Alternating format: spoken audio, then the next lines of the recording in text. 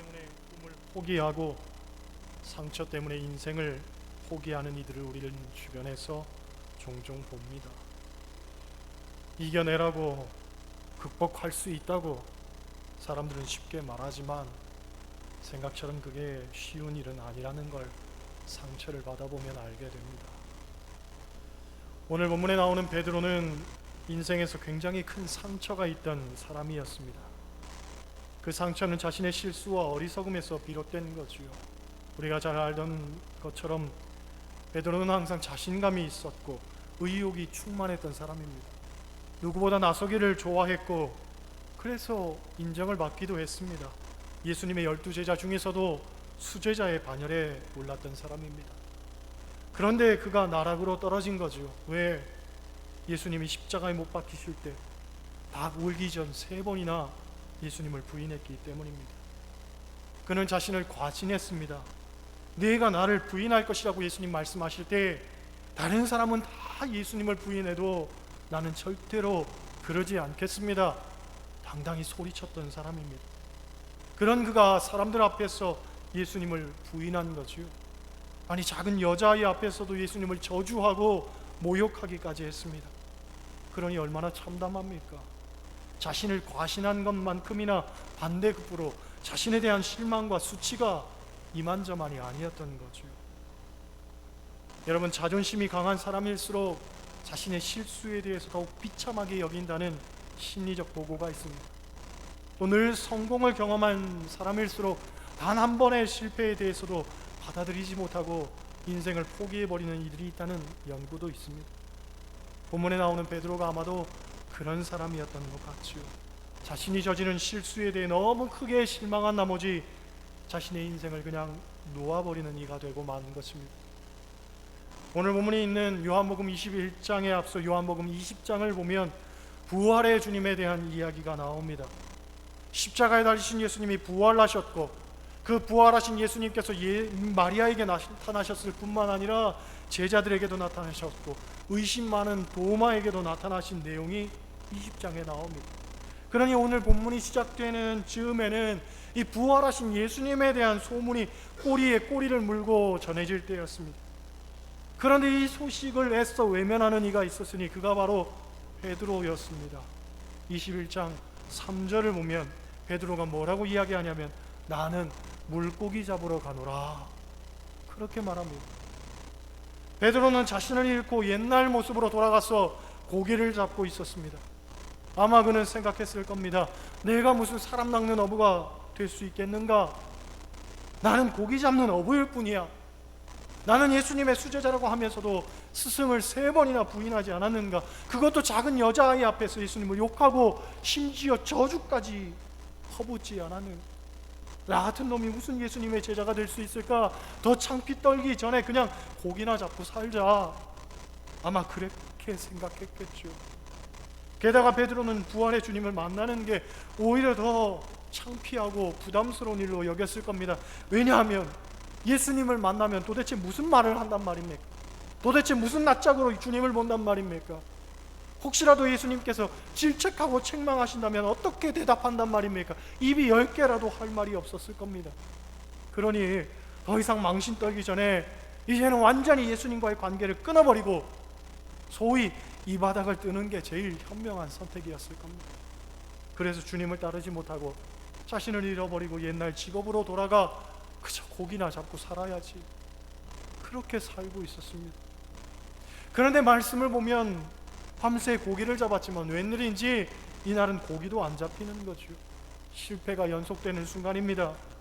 그런데 바로 그때 예수님이 찾아오신 겁니다. 15절 말씀 우리 한번 보겠습니다. 15절 같이 읽습니다. 그들이 조반 먹은 후에 예수께서 시몬 베드로에게 이르시되 요한의 아들 시몬아, 네가 이 사람들보다 나를 더 사랑하느냐 하시니 이르되 주님, 그러하나이다. 내가 주님을 사랑하는 줄 주님께서 아시나이다. 이르시되 내 어린 양을 먹이라 하시고, 할렐루야.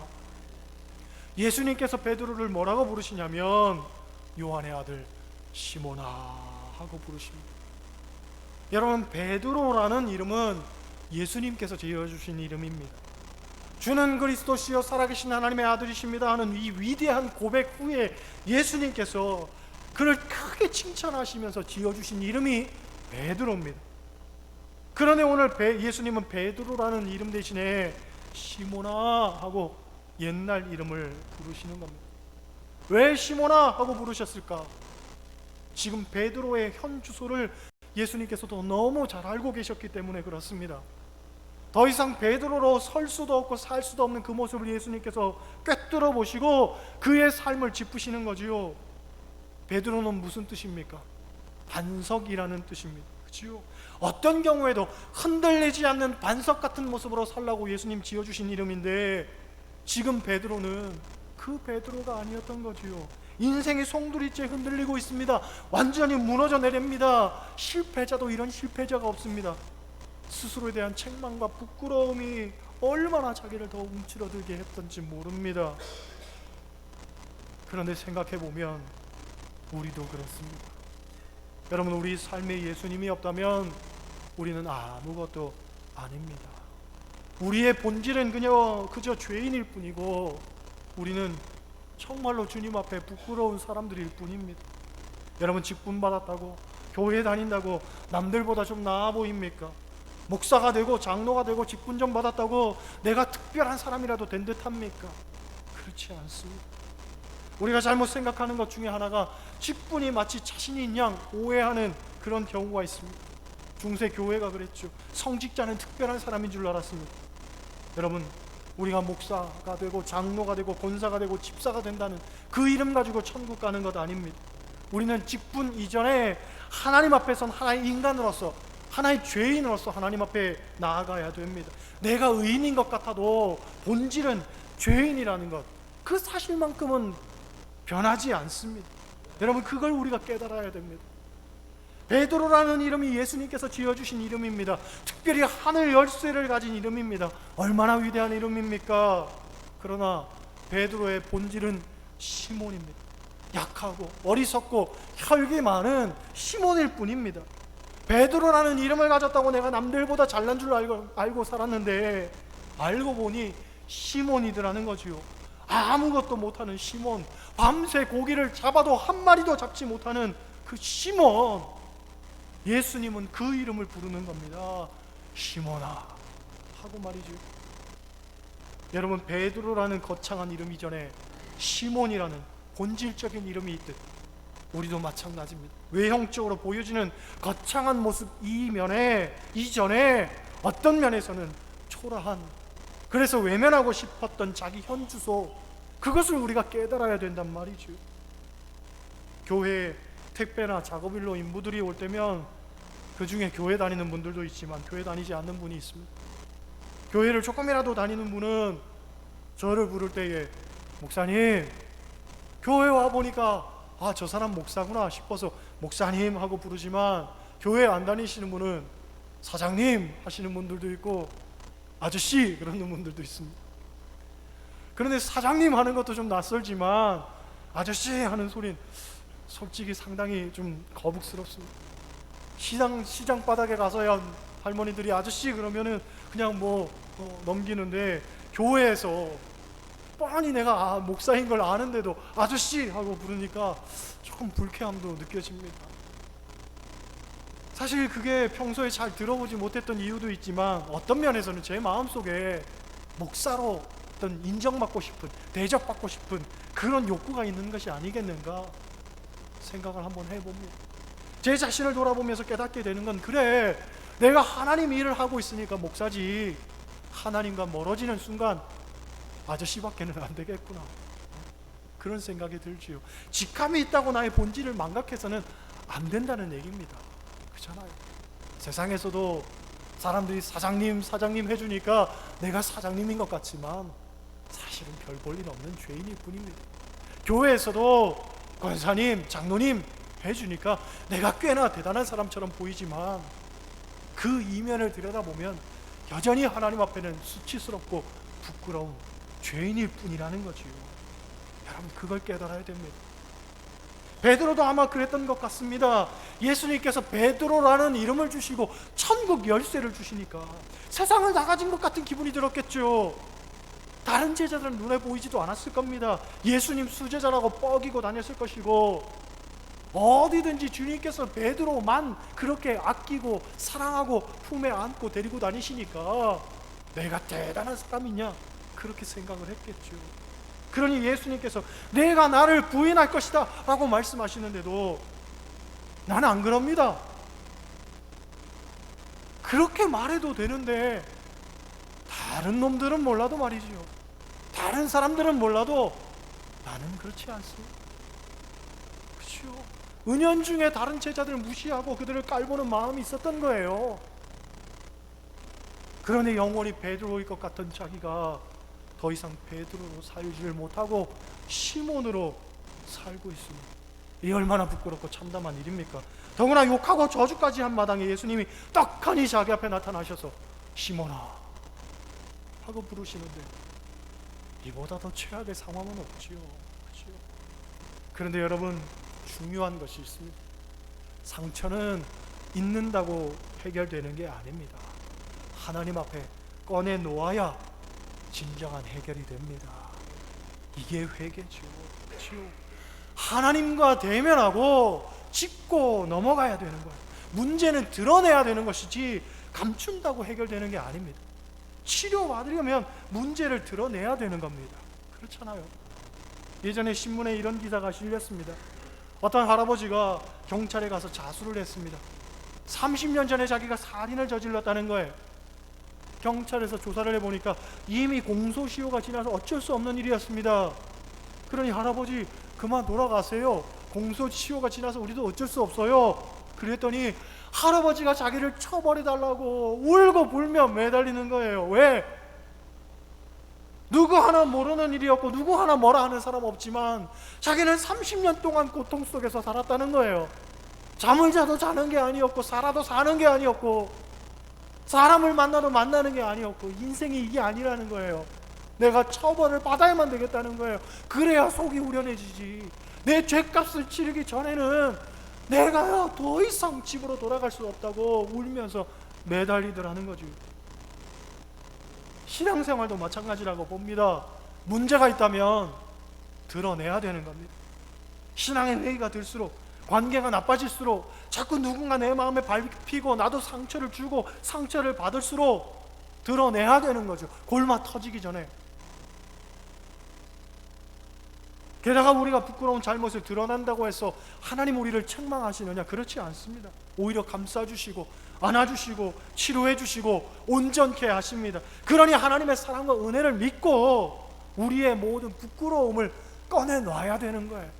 이유와 변명과 핑계만 대지 말고 사실 그대로, 있는 모습 그대로, 지금 내가 저지른 실수 그대로 하나님 앞에 꺼내놔야 된단 말이죠. 제가 서울에 있을 때 부목사님이 치질 수술을 하셨습니다. 병원에 갔더니 의사가 엉덩이를 까라고 하더라는 거예요. 세상 부끄러워도 그런 부끄러운 수술도 없더라는 거죠.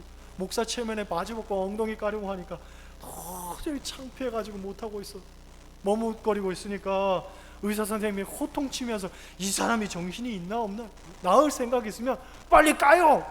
그래가지고 엉덩이를 까고 똥꼬를 들이댔다는 거예요.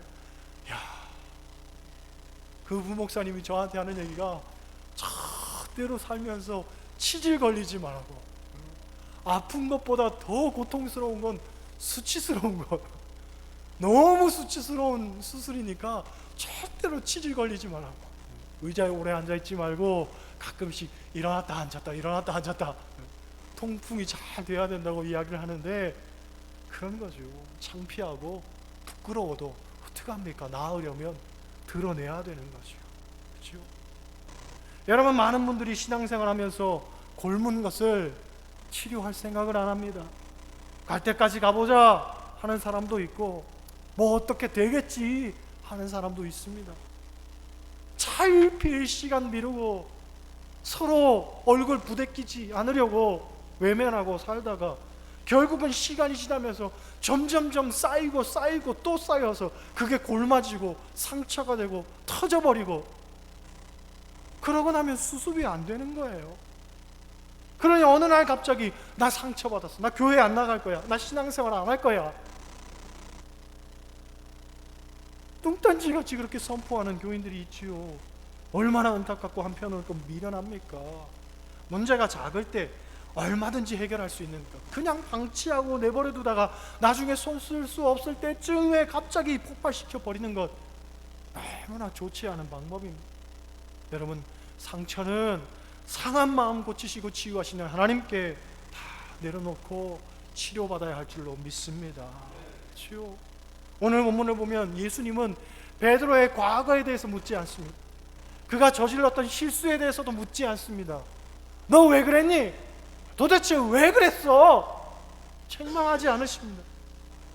오직 한 가지 질문만 하시죠. 내가 나를 더 사랑하느냐? 내가 나를 사랑하느냐? 내가 나를 사랑하느냐? 예수님을 3번 부인한 베드로에게 3번이나 사랑을 재차 확인하시지요. 곧 예수님의 진단은 뭐냐? 다투고 싸우고 미워하고 원망하고 반목하고 갈등하는 게 문제가 아니라 하나님을 사랑하면 된다는 거예요. 그리고 사랑하지 못하니까, 하나님을 사랑하지 못하니까 이런 문제가 발생된 거라는 거죠. 사랑이 없기 때문에. 그러니까 이 문제를 해결할 수 있고 봉합할 수 있는 가장 큰 비결은 뭐냐? 사랑을 회복해야 되는 거예요. 사랑을. 할렐루야. 여러분, 사랑은 죽음보다 강하다는 말도 있습니다. 기독교는 사랑의 종교입니다. 교회는 사랑이 있는 곳입니다. 우리는 누구보다도 더 사랑해야 되는 사람입니다. 그런데 교회에 사랑이 없습니다. 교인에게 사랑이 없으면 그것보다도 고통스럽고 또 실망을 주는 비극도 없는 거죠. 고 박정희 대통령이 초등학교 시절에 교회를 갔었다고 합니다. 신발이 없어서 가난해서 신발 못 신고 맨발로 갔는데 주일학교 교사가 맨발로 교회에 왔다고 야단치더라는 거예요. 그때 너무 큰 상처를 받아서 그 뒤로는 다시는 교회를 나가지 않았다고 합니다. 기독교 2000년 역사에서 기독교인들이 유태인들을 수없이 학대하고 죽였습니다. 히틀러가 유태인 600만 명을 죽였는데 사실은 히틀러의 배후에는 개신교 국가였던 독일 기독교인들의 책임이 없다고 할 수가 없죠.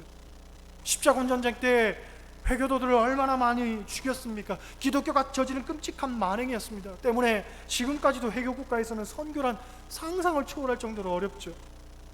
미국에서 흑인들이 차별을 받을 때 그들의 자유를 제일 방해한 사람이 보수적 크리스천들이었습니다. 사랑이 없는 그런 교인들의 역사가 얼마나 엄청난 비극을 양산해내고 마는지 우리가 분명히 알아야 됩니다.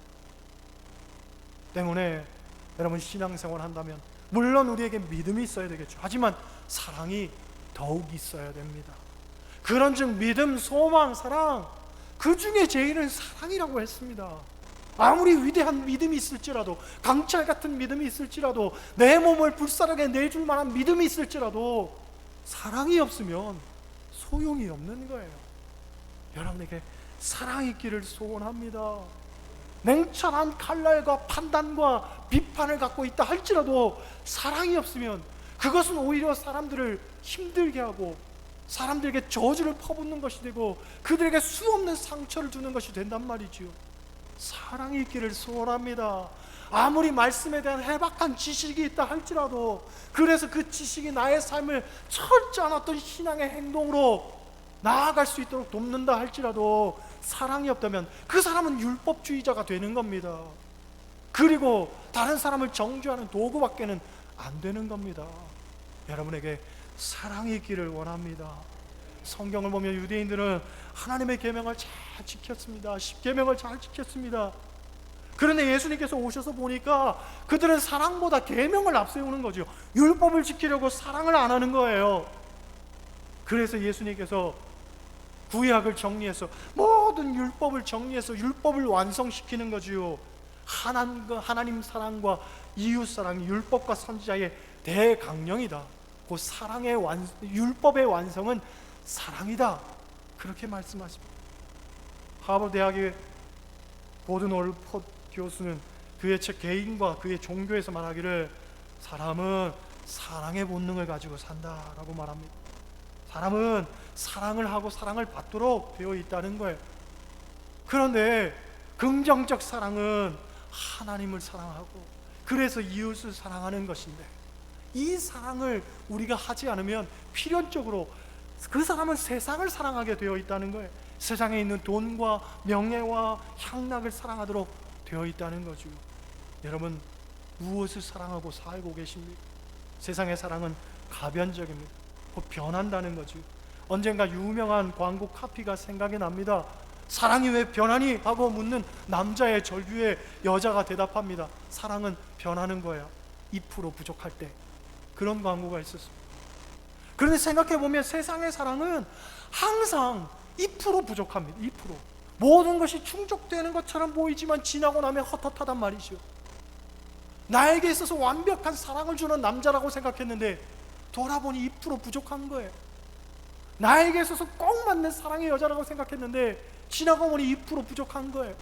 돈이 나에게 있어서, 명예도 나에게 있어서, 쾌락도 나에게 있어서, 이 모든 것이 나에게 있어서 정말로 만족을 줄 것 같았는데 시간이 지나고 나면 날수록 뭔가 내 마음속은 허전하고 헛헛하고 아쉬움이 가득해진단 말이죠. 세상의 사랑은 유동적이고 가변적이며 세상의 사랑은 항상 부족하기 마련입니다. 때문에 우리의 마음을 완벽하게 완전히 채워줄 수 있는 그런 사랑이 필요한데, 그 사랑이 무엇입니까? 성경은 이야기하기를 하나님 사랑이라고 하지. 독생자 아들까지 주신 하나님 사랑, 그 하나님 사랑은 완벽하고 완전하며 영원하고 한결같습니다. 여러분, 우리는 상황에 따라 변합니다. 환경에 따라 변합니다. 사람에 따라 변합니다. 조석에 따라 변합니다. 그러나 하나님 사랑은 불변합니다. 영원합니다. 할렐루야. 이 하나님 사랑으로 날마다 승리하며 사는 여러분 되시기를 주님의 이름으로 간절히 축원합니다. 기도하시겠어요?